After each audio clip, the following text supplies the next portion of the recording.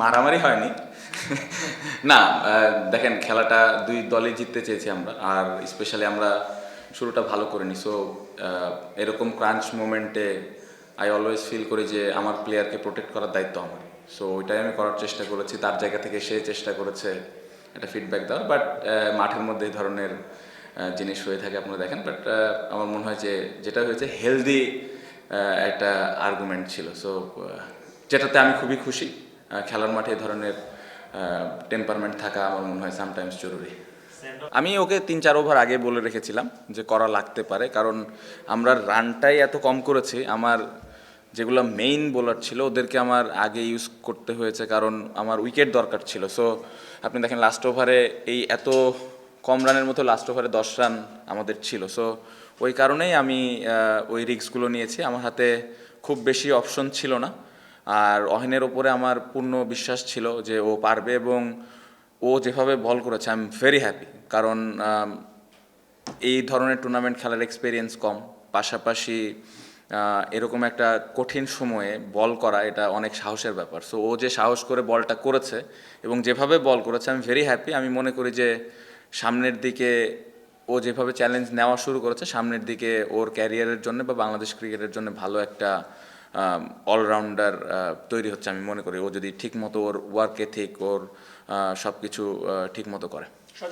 11 জনের মাঠের ভেতরের ইনভলভমেন্ট দেখেন, সবাই আমরা বিশ্বাস করেছি, কারণ ক্রিকেট খেলায় যে কোনো কিছু হতে পারে।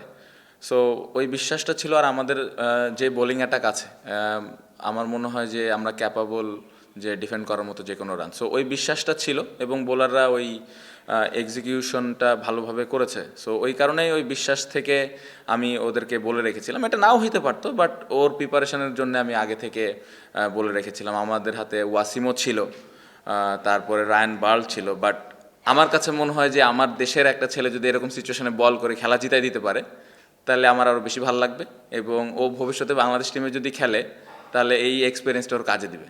আপনি যদি আগের ম্যাচের সুপার ওভার দেখেন, রিপন বল করেছে। সো আমি অলওয়েজ প্রেফার করি যে আমাদের দেশের কেউ এরকম এক্সপিরিয়েন্স করুক। সো খুবই খুশি, আমি যেটা বললাম একটু আগে, যে ও যেভাবে চ্যালেঞ্জটা নিয়েছে এবং যেভাবে বল করেছে, এটা আসলে ভবিষ্যতের জন্য ওর জন্য ভালো, এবং আমাদের অ্যাজ এ হোল টিম আমরা আরও কনফিডেন্ট ফিল করছি তার উপরে। যে কোনো কিছু হতে পারতো, সোজা অহিনের হাতেও যেতে পারতো, আমরা 1 রানে জিতেও যেতে পারতাম, বা আবার সুপার ওভার হইতে, অনেক কিছু হতে পারতো। বাট আমার মনে হয় যে ওই জায়গায় আসলে আপনি ওইভাবে কমেন্ট করতে পারবেন না যে আরেকটু ভালো কিছু হলে আরেকটু বেটার কিছু হইতো।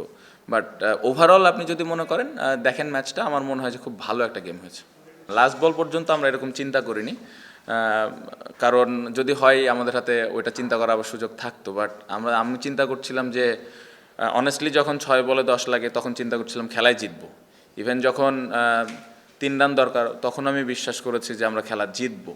ওই বিশ্বাসটাই ছিল। বাট আমার মনে হয় যে ওদেরকেও ক্রেডিট দিতে হবে, ওরা খেলাটা ভালোভাবে শেষ করেছে।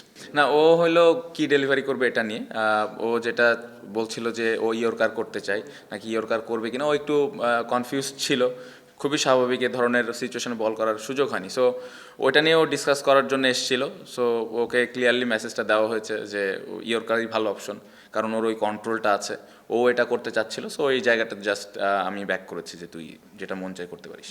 খুবই দুঃখজনক, খুবই দুঃখজনক, কারণ আমরা এমন একটা মন্তব্য করে ফেললাম এমন একজন ক্রিকেটারের সম্পর্কে, ফর্মার ক্যাপ্টেন, এবং আমার মনে হয় বাংলাদেশের one of the most successful cricketer, যাকে দেখে আমরা বড় হয়েছি। সো খুবই দুঃখজনক। এই কারণেই আমি বলবো যে আমরা প্লেয়াররা, সেটা যে কোনো ক্রিকেটার হতে পারে, সে ফর্মার ক্যাপ্টেন হতে পারে বা একজন সাধারণ খেলোয়াড় হতে পারে, সাকসেসফুল হতে পারে, সাকসেসফুল নাও হতে পারে, বাট দিন শেষে একটা ক্রিকেটার কিন্তু অলওয়েজ আশা করে সম্মানটুকু, যে আমি ওই পূর্ণ সম্মানটুকু পাচ্ছি কিনা। আমার মনে হয় সবাই আমরা এই জিনিসটাই আশা করি, যে ওই রেসপেক্টের জায়গাটা আছে কিনা। সো আমার মনে হয় যে এত বড় ক্রিকেটার এবং বাংলাদেশের হয়ে এত কিছু করেছে,